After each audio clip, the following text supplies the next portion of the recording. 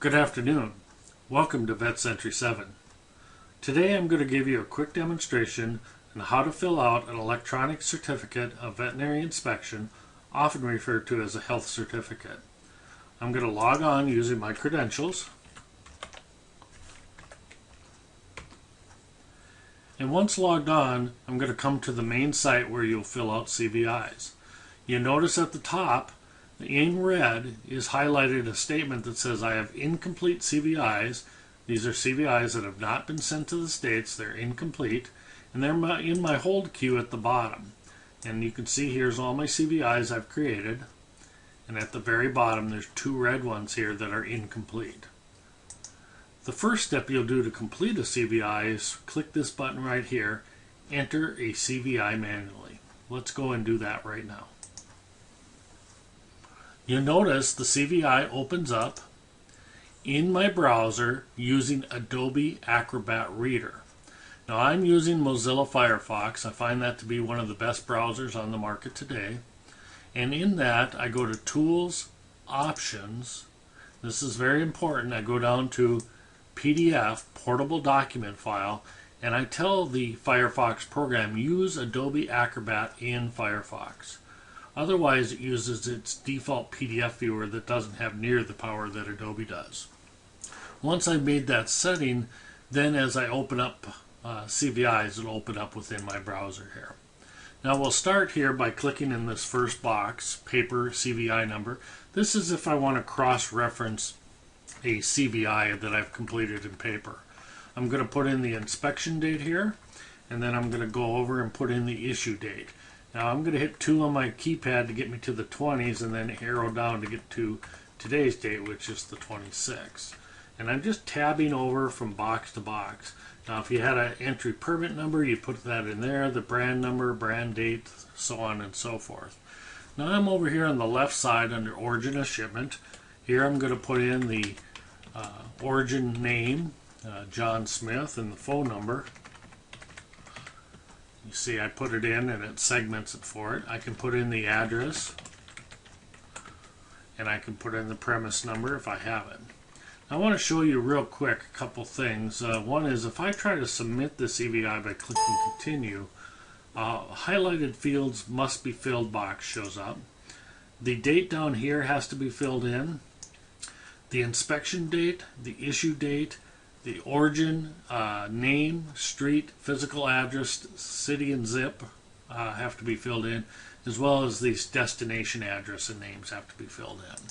Those are the only required fields.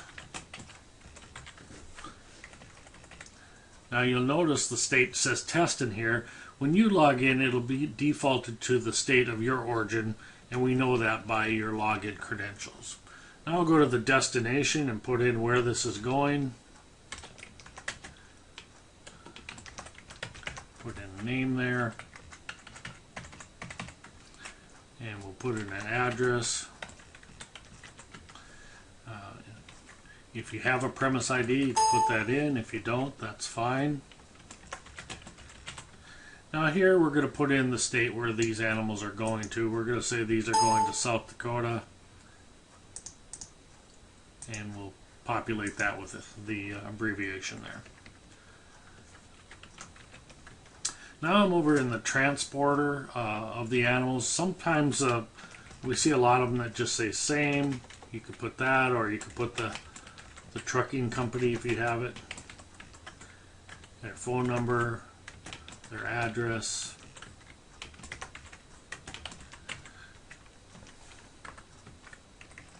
A lot of times that's left blank. Now we're down here to the present owner of the shipment. So here's the origin, here's the present owner.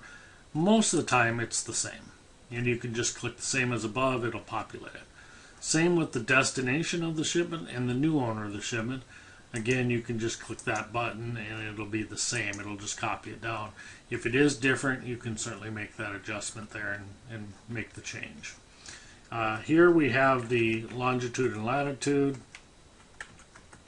Most people probably don't have that, but nowadays that's becoming easier to come by with smartphones. Put in the flock number, test record numbers, whether they're available, yes or no.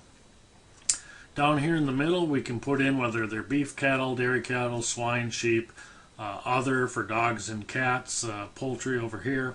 I'm just going to say beef cattle, and I'm going to say we have 4 on this shipment, and that they're moving for sale via interstate, via truck. They're all TB free, Johne's free, brucellosis free, that kind of thing. Down here in the middle, we could put in a veterinary certification statement. And then we'll move down to the meat of the form right down here now into the animal. Now, a couple things you should be aware of. We could put in a group lot number here. So if we had 20, 2-year-old steers, something like that, we could put a group lot in. Whatever that group lot might be. We can also put in the animal identification number. And we allow 3 unique IDs per animal. And what you see is I'm putting a comma behind them, followed by a space, and then the ID number. So 3 unique IDs per animal if you have them and want to put them in. We can also put in a name of an animal if it was a horse, or any other information if it was a batch of semen, a lot number, that kind of thing. Whatever you need to do to identify that animal. I'm going to just, for argument's sake here, just make them all a number. Okay, so now I put in my 4 animals here. You notice I put those in first. Make them different. Most animals on a CVI are all the same, so I'm going to say these are all 2 years old. I'm going to say they're all Angus. They're female, and you notice how it populates everything down into the form for me. We did that by design to make it easier because most of the time all this information is the same. If it's not, you certainly can go back and change any of it.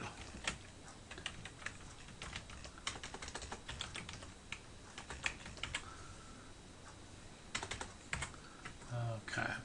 Now, if this particular one here was not a 2-year-old, if it was a 4-year-old, I can still change it to whatever I need. Okay.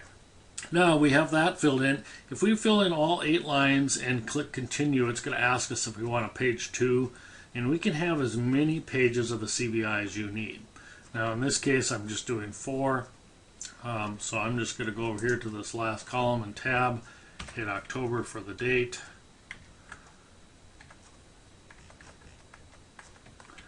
Put in that.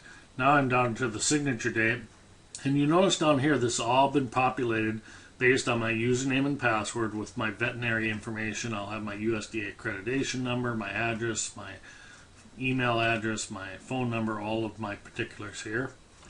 I'm going to put in October again,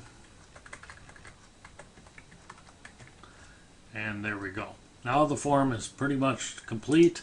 I can back out and take a look at the whole form, make sure it's just what I want, make any changes. Once I am happy with the form, I can click continue. It asks me if I want to submit the form. It also asks me if I want to save this as a template. So I could save this as a template, and it'll be in my template list, which I'll show you in the next video. And then I could bring this up and reuse this form and not have to re-enter all this data the next time. So I'll show you that next time. I'm just going to submit this form.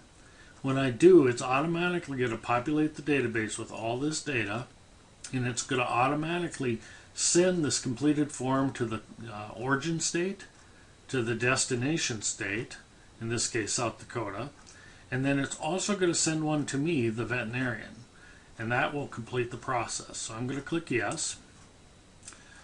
It's completed the process now. It assigned it a number, and then you're going to see that it's going to come into my email automatically, so I don't have to do anything. Here it came, right here. So I got an email that said, you just completed a CVI, and again, it came to me, and it went to the destination state and the origin state. So you don't have to mail anything out. It's all been taken care of for you. It's very easy.